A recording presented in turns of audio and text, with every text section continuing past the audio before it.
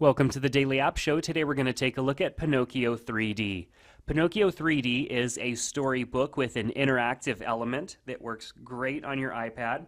It's very easy to access the menu. You just tap on this little icon down here and we have our menu down below.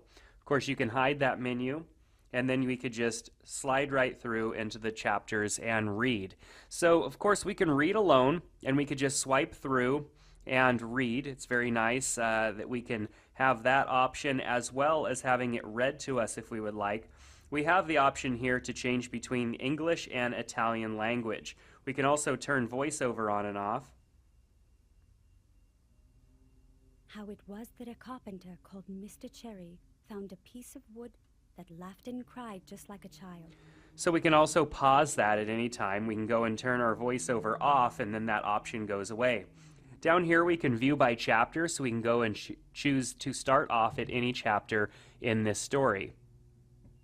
Down here we have the ability to leave a bookmark. Perhaps you want to bookmark where you left off, or you have a couple of different children reading the book. You can bookmark different spots, or perhaps even just bookmark spots so that you can go back there. All you have to do is tap on a color and add the bookmark, and then when you're anywhere else, for example, if we were towards the end in chapter 34 and we wanted to go to the bookmark that we previously had set, we just tap go and it takes us right back to that bookmark.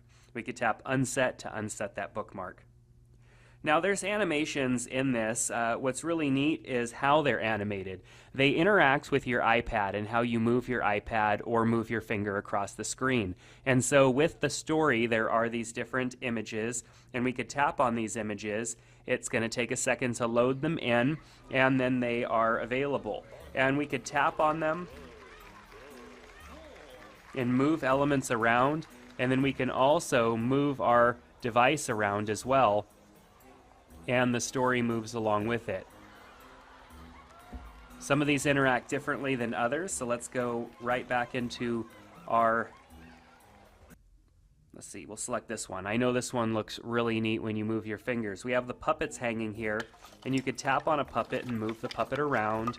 We can also swing our iPad around and it kind of moves the puppets.